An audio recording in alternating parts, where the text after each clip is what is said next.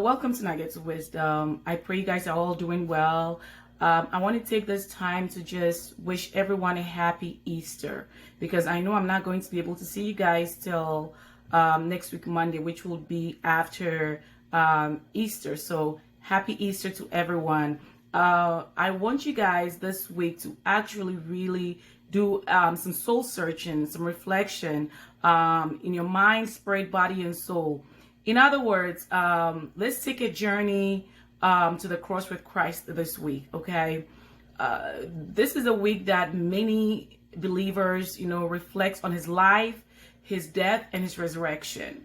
To do that, what you want to actually do is just don't go through the emotions or just the process of it, but actually envision yourself entering through Jerusalem with Christ, sitting at the table with his disciples, and also, going through, thinking about what exactly he must have gone through when the one that he loved, betrayed him or denied him. One of his own betrayed him. You just want to go through that emotion, that process with him. What was he thinking? How do you think Jesus was feeling? Because this is a man that was entered Jerusalem where he was going to be crucified, knowing that he was going to be crucified, knowing everything that was going to happen to him. It had been revealed to him. He knew the process he was going to have to go through. That is why at some point he cried to God, telling God that if it be your will, let this cup, pass by me. But I'm telling you that for you to really experience the true meaning of of Easter, of his resurrection, of his death, you want to actually envision yourself through that process with him. So that is how you go through the journey. Many times when I get to this point during the time of this year, I really shut down. I get very, very sad in my spirit, and I like that because that is me going through that process. That is me acknowledging that, okay, I definitely will not be able to do that. I mean, how can I sit at a table with somebody I know is going to betray me, with somebody I know that at this specific time, this specific point, they are going to, sell me for 30 pieces of silver? Or how do I even know? I mean, how do I still say that I'm going to build my house upon this person, or I'm going to entrust my ministry to this person when I leave, when I know that they're going to deny that they know me? And many a times we look at that in disgust, saying that, hey, look at what Peter and Judas did, but we are no different. We do the same thing all the time. And how we do it is that when we continue to sin, when we continue to do horrible things, when we continue to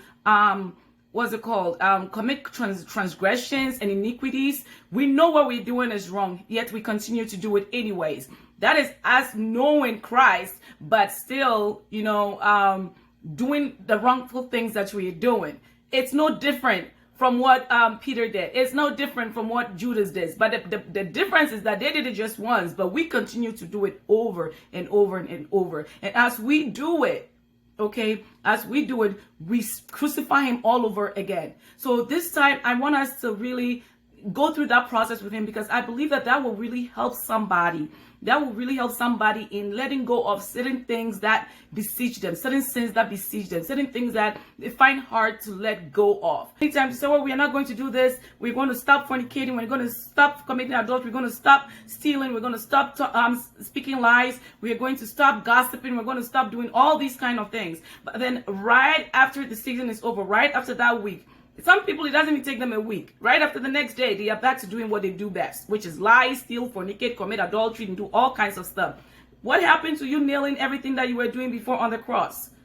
That is why I'm saying that you have to take a different approach. You can't continue to crucify him. Put yourself in that place. Watch The Passion of the Christ if you want to. Watch Chosen if you want to. Whatever will get you to that point. You need to strive to be better. Stop enjoying the flesh so much. I just want to really encourage us all to try and get to that point, okay? And really seek his face and ask him to help us.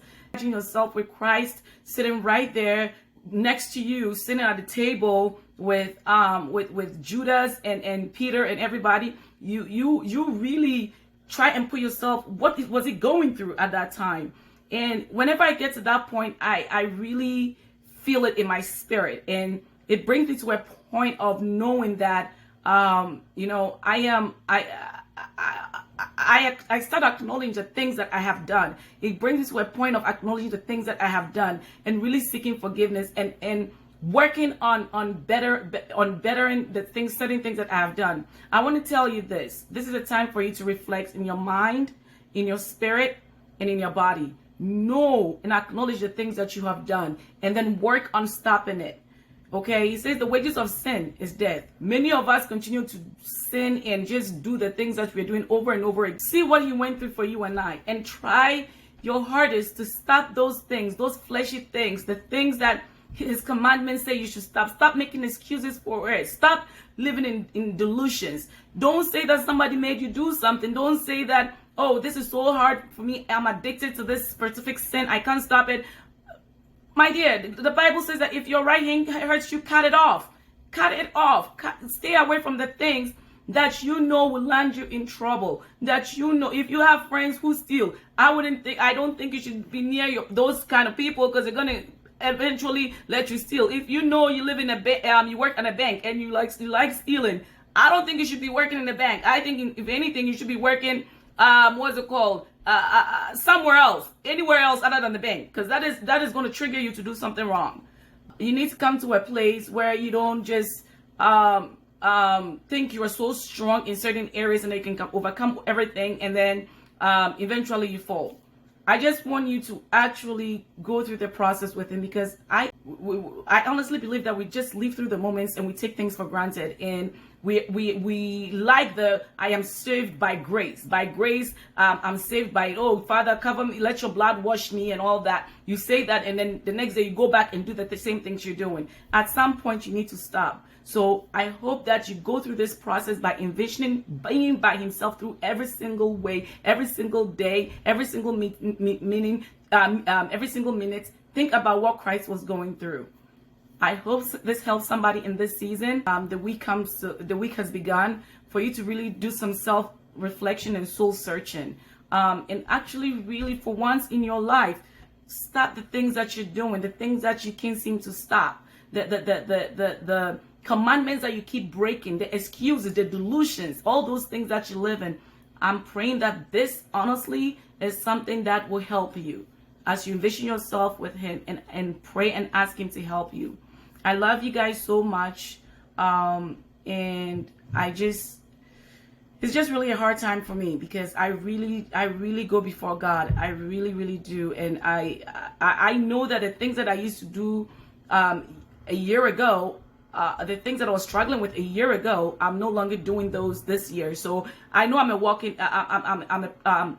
in progress in some sort of way. It doesn't take a day for you to stop, but surely if you've been doing it for years and you continue doing it and there's no change, you really need to think about what you're doing, because you keep sacrificing Christ every single time. You keep enjoying yourself living in the flesh, and then you keep going, oh, Father, forgive me. You can't continue to do that. At some point, you're going to have to stop. Okay, I love you. I'm not judging anyone. I'm just saying that this week is really a time of self-reflection. I love you all, and God bless you, and I'll see you soon. Oh, we do have cookie nuggets coming this Saturday, so everyone be ready to go, because it's going to be awesome. Get your aprons, your knives, your cutting boards, your ovens, whatever you have, just get ready. Okay, I love you, and I'll talk to you guys later.